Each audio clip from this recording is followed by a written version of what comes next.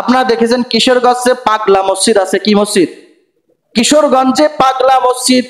মাসে শুধু মসজিদের দান বাক্স খোলে কোটি কোটি টাকা বের হয়। মানুষ কোন পর্যায়ে গেছে, বাবার দরবারে যে টাকা দেয়, মসজিদে মান্নত করে, যেখানে মাজার সেখানে মান্নত করে। কোন জায়গায় মান্নত করা জায়েজ নাই একমাত্র আল্লাহর নামে ছাড়া। অথচ মান্নত করে কোটি কোটি টাকা বের হয়, অথচ মা বাপ কষ্ট পায় আরো মাজারে যে মান্নত করে। এটা কি জায়েজ? ইমান হারা কাজ না? এ কারণে আলেমরা উলামা ইকরামরা মাজার ভেঙে ফেলছে। মাজার তো বানানোই জায়েজ নাই, ইট সিমেন্ট দিয়ে মাজার বানানোই তো জায়েজ নাই, সম্পূর্ণরূপে হারাম। মাজারে যাওয়া একমাত্র জিয়ারত করবে, ওখানে যে সেজদা দেয় দিয়ে ওখানে তাল বাহানা শুরু করে।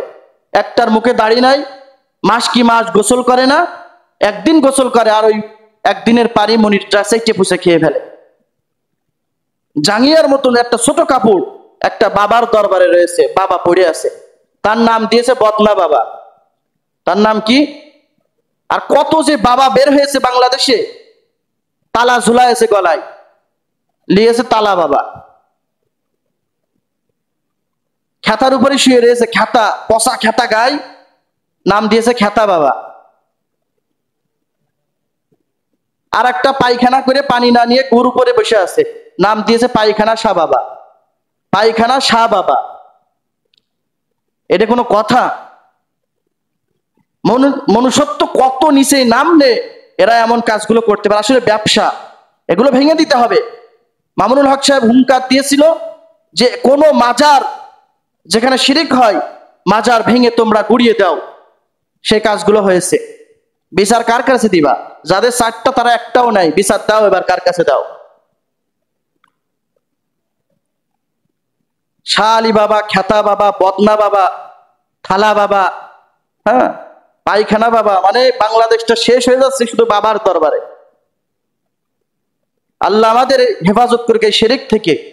আল্লাহ কত কথা বললো যে তোমাদের জন্য আসমান বানালাম, তোমাদের জন্য আসমানকে ছাদ বানালাম, জমিনকে বিছানা বানালাম, তোমাদের পূর্ববর্তীকে তো আমি আল্লাহ সৃষ্টি করেছি। কত মহব্বতে বলে তিনি বলেছেন, খবরদার, ফালা তাজআলু লিল্লাহি আনদাদা ওয়া আনতুম তা'লামুন, আমার সমকক্ষ বানায় না। আর ভণ্ডর গোষ্ঠী আর প্রতিবাদ হবে এখন থেকে। কোনো মাজারে কোনো সাপোর্ট নাই। মাজার যেখানে আছে ভাঙতে হবে, বেড়ায় যেখানে কি হয় শিরিক হয়। আল্লাহ আমাদের এই শিরিক মুক্ত বাংলাদেশ দান করুক।